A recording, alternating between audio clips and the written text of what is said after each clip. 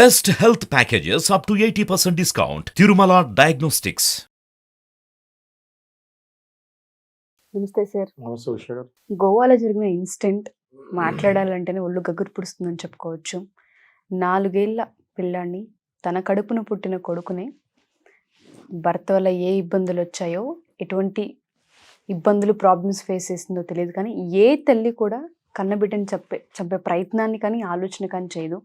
ఇతల అలా చేసింది అంటే అసలు వినడానికే భయంకరంగా ఉంది. ఒక నిమిషం ఆ న్యూస్ చూసినంతసేపు కళ్ళలో నీళ్ళు తిరిగాయని చెప్పుకోవచ్చు.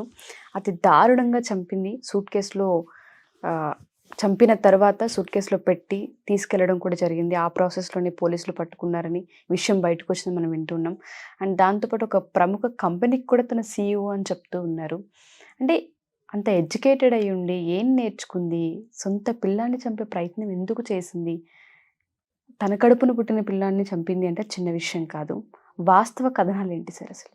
ఈ ఇష్యూ ఏంటంటే అండి, బేసిక్గా సుచనా సేత్ అనే ఒక సాఫ్ట్వేర్ ఇంజనీర్, 32 years ఆమెకి.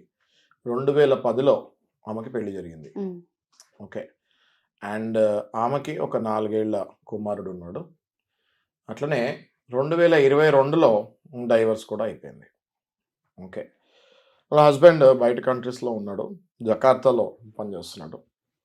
ఈ అమ్మాయి డైవర్స్ అయిన తర్వాత ఎప్పుడు కూడా పెళ్ళయి డైవర్స్ అయిన తర్వాత పిల్లలు ఉంటే పిల్లల గురించి గొడవ అవుతూ ఉంటుంది.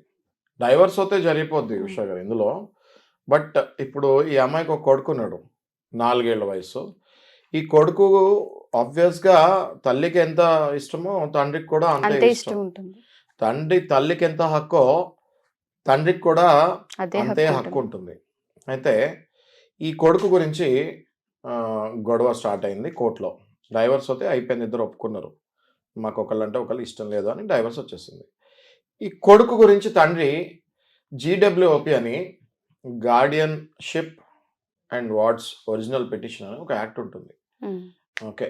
అంటే ఏంటి అంటే, ఈ ఎప్పుడైతే డైవర్స్ అయిపోయి పిల్లవాడు కానీ లేకపోతే పాప కానీ ఉంటుందో, నాకు కూడా కలవాలని ఉంటుంది అని తండ్రి అంటాడు, నా దగ్గరే ఉండాలి అని మదర్ అంటుంది. లేకపోతే ఒకవేళ పిల్లవాడు ఫాదర్ దగ్గర ఉంటే మదర్ నాకు కూడా పిల్లవాడు కావాలని అడుగుతాం జరుగుతుంది. ఈ కేసులో ఆ 4 ఏళ్ల పిల్లవాడు మదర్ దగ్గర ఉంది, సుచనా సేత్ దగ్గర ఉన్నాడు. ఓకే. కోర్టులో ఈ కేసు డైవర్స్ అయిపోయింది, కానీ ఈ కేసు ఇంకా నడుస్తూ ఉంది. ఓకే. ఏది పిల్లోడు ఎవరి దగ్గర ఉండాలి ఏంటి అన్నది. అయితే ఈ కేసులో లాలో ఎలా ఉంటుందంటే, పిల్లోడు ఎవరి దగ్గర ఉండాలా అన్నది తర్వాత సంగతి. ఫస్ట్ ఇప్పుడు ఎవరి దగ్గర పిల్లోడు లేదో అట్లీస్ట్ నేను వారానికి ఒకసారి, నెలకు 2 సార్లు నేను కలవాలి అని చెప్పి పిటిషన్ వేసుకోవచ్చు. ఓకే. అంటే చైల్డ్ విజిటేషన్ అంటారు అది. ఓకే. దాన్ని చైల్డ్ విజిటేషన్ అంటారు.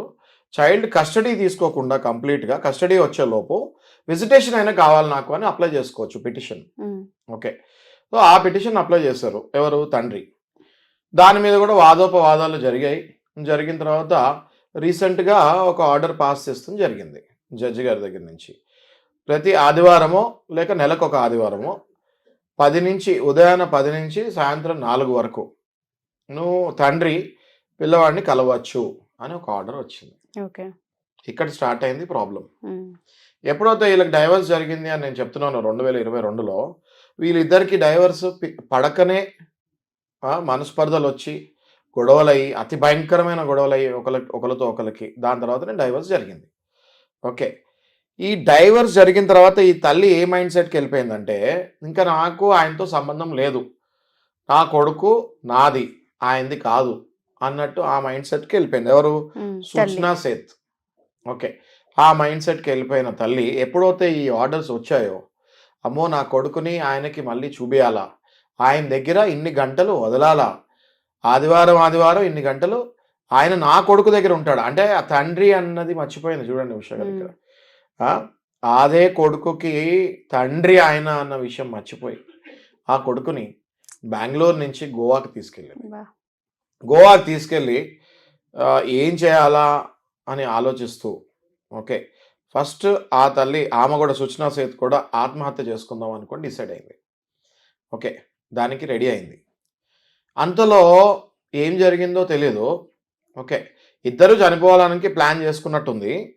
ఓకే, ఫస్ట్ ఈమె చనిపోతే మరి ఆయన ఆ పిల్లోడిని చంపాలి కదా, రైట్. సో అట్లా కాదని చెప్పి ఫస్ట్ పిల్లవాడిని చంపుదామని డిసైడ్ అయ్యింది.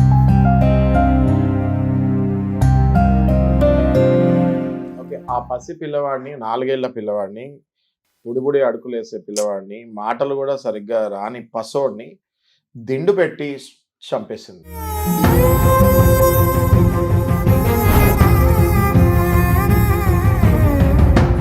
చంపేసిన తర్వాత ఓకే, ఏవో కొన్ని ఆ ప్రాసెస్లో బ్లడ్ కూడా వస్తాం జరిగింది.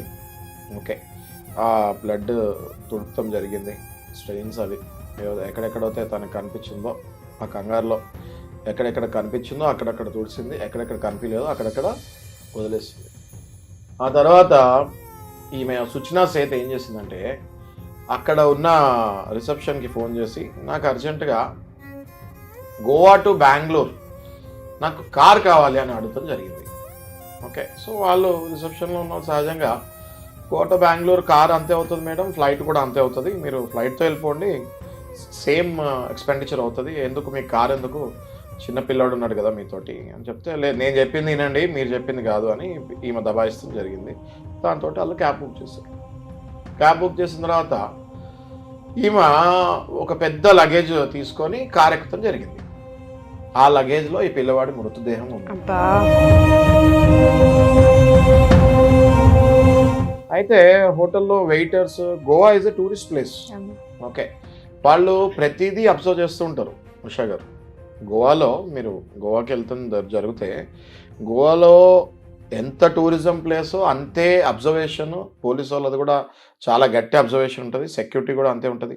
లైసెన్స్ లేకుండా ఏ కారు నడిపినా వెంటనే సీజ్ చేస్తారు, పెద్ద పెద్ద ఫైన్లు వేస్తారు. అలాంటి గోవా ప్లేస్లో ఈమె ఇలా చేస్తంతో ఆ వెయిటర్కి అనుమానం వచ్చింది. ఈమె వచ్చినప్పుడు ఒక పిల్లవాడితో వచ్చింది కదా, వెళ్ళేటప్పుడు ఒక్కటే వెళ్తుంది ఏంటి అని అనుమానం వచ్చింది. అనుమానం వచ్చిన తర్వాత అక్కడ లోపల రూమ్ క్లీన్ చేస్తానికి వెళ్ళాడు. జనరల్గా గెస్ట్ వెళ్ళిపోయిన తర్వాత రూమ్ క్లీనింగ్ జరుగుతుంది. రూమ్ క్లీనింగ్ వెళ్తాం జరిగింది. రూమ్ క్లీనింగ్కి వెళ్ళినప్పుడు అక్కడ ఒక దగ్గర రక్తం కనిపించింది. ఈమె హడావిడిలో చెప్పాను కదా మీకు, కంగారులో హడావిడిలో కొన్ని దగ్గర తుడిచింది, కొన్ని దగ్గర తుడలేదు. ఆ బ్లడ్ స్టెయిన్స్ కనిపించాయి. That could be A blood vomiting అబ్బాయి చంపేసేటప్పుడు చేసుకొని ఉండొచ్చు. ఆ బ్లడ్ స్టెయిన్స్ అక్కడ ఏదైతే కనిపించాయో దాంతో వానికి వెయిటర్కి అనుమానం వచ్చింది. ఆ అనుమానం రాగానే ఇమ్మీడియట్గా మేనేజ్మెంట్కి చెప్తాం జరిగింది. మేనేజ్మెంట్ సీసీ కెమెరాలు చూసింది. సీసీ కెమెరాల్లో ఈమె వచ్చేటప్పుడు 4 years బాయ్తో వచ్చారు. అక్కడ కంపల్సరీ గోవాలో ఎక్కడైనా కూడా ఆధార్ కార్డు ఇవ్వాల్సిందే. చిన్న పిల్లవాడి దగ్గర నుంచి ఎవరు వెళ్ళినా లోపల వాళ్ళ ఆధార్ కార్డ్స్ ఇవ్వాల్సిందే. సీసీ కెమెరాలో చూశారు, రికార్డ్స్ చెక్ చేసుకున్నారు. వెళ్ళేటప్పుడు ఈ పిల్లోడు ఉన్నాడు, వచ్చేటప్పుడు ఈ పిల్లోడు లేడు. వచ్చేటప్పుడు అంత లగేజ్ లేదు, వెళ్ళేటప్పుడు చాలా పెద్ద లగేజ్ తోటి కార్ ఎక్కింది. వెంటనే గోవా పోలీసులకి అనుమానం వచ్చి ఇన్వెస్టిగేషన్ స్టార్ట్ చేస్తానికి ఈ కార్ నంబర్ అవన్నీ డీటెయిల్స్ తీసుకొని బెంగళూరు పోలీసులకి ఇస్తాం జరిగింది. ఈమె బెంగళూరుకి ఇట్లా అరైవ్ అవ్వగానే ఆమె కారు చెకింగ్ చేస్తాం జరిగింది. చెకింగ్ చేసేటప్పుడు డిక్కీలో ఉన్న లగేజ్లో ఆ బాడీ బయటపడుతుంది. పోలీసు వాళ్ళు అది చూసి నిబ్బరపోయారు, ఎందుకంటే వాళ్ళకి బాడీ చూస్తాం కామనే, కానీ తల్లి కొడుకుని, అది కూడా 4 ఏళ్ల పసోడిని చంపి లగేజ్లో పెడుతుందని, అది పోలీసు వాళ్ళు ఒక్కసారిగా వాళ్ళు ఎన్ని క్రైమ్స్ చూసినా దాంతో ఇమోషనల్గా బ్రేక్ డౌన్ అయ్యి ఓకే ఆ బాడీని పోస్ట్ మార్టం రిపోర్ట్ పంపిస్తుంది జరిగి అట్ ద సేమ్ టైం ఈ పిల్లవాడి తండ్రి జకార్తాలో ఉన్నాడు, అవుట్ ఆఫ్ కంట్రీ. ఆయన చైల్డ్ కస్టడీ వచ్చింది కదా, సండే పిల్లవాడిని చూసుకుంటానికి టైం దొరికింది కదా, సో నా కొడుకుని నేను చూసుకోవచ్చు అని ఎలాగో టికెట్స్ బుక్ చేసుకొని బయలుదేరాడు. ఓకే, ఇంకా ఆ తండ్రికి ఆ న్యూస్ ఎయిర్పోర్ట్లో ఉండగానే అందింది. ఓకే, ఆయన చైల్డ్ పర్మనెంట్ కస్టడీ లాగా అయిపోయింది, ఎందుకంటే ఆ పిల్లవాడి మృతదేహం వాళ్ళ ఫాదర్కి చేతిలో పెట్టడం జరిగింది. సో దీంతో ఆ తండ్రికి చైల్డ్ పర్మనెంట్ కస్టడీ వచ్చేసింది. ఓకే, ఈమెని దగ్గర 6 ఏళ్ళు కస్టడీకి పంపిస్తాం జరిగింది, 6 రోజులు కస్టడీకి పంపిస్తాం జరిగింది. సార్ మీకు చెప్తుంటేనే చాలా ఎమోషనల్, నాకు కూడా కళ్ళల్లో నీళ్ళు తిరుగుతున్నాయి అసలు. ఇట్లా కూడా ఇట్లా అంటే చూడండి ఉషారు, just because of ego feeling, just because ఒక్క ఆడదాని ఈగో ఫీలింగ్, నా మొగుడికి నా కొడుకు ముఖం చూడని అని నేను అని పంతం కట్టుకొని కూర్చొని లాస్ట్లో ఆ పసివాడి ప్రాణం తీస్తాం జరిగింది. ఇది శృతి మించిపోతుంది. ఇలాంటి టైంలో మహిళా సంఘాలు, మహిళా మండళ్ళు ఎక్కడ ఉంటున్నాయని నేను అడుగుతున్నాను. ఓకే, ఊరికే ఏదైనా ఒక అమ్మాయి మీద ఏదైనా జరిగితే మీరు మహిళా మండళ్ళు వాళ్ళందరూ వస్తున్నారు, మేము కూడా మీకు సపోర్ట్ చేస్తున్నాం ఆ టైంలో. కానీ ఇలాంటి టైంలో మహిళా మండళ్ళు, మహిళా కమిషన్స్, ఉమెన్ వెల్ఫేర్ అసోసియేషన్స్ ఏం చేస్తున్నాయి? గట్టిగా ఖండించి you have to support men also some times. ఇప్పుడు చూడండి, ఆయన వాళ్ళ ఫాదర్ 2022లో డైవర్స్ వచ్చిందంటే ఇది 2024.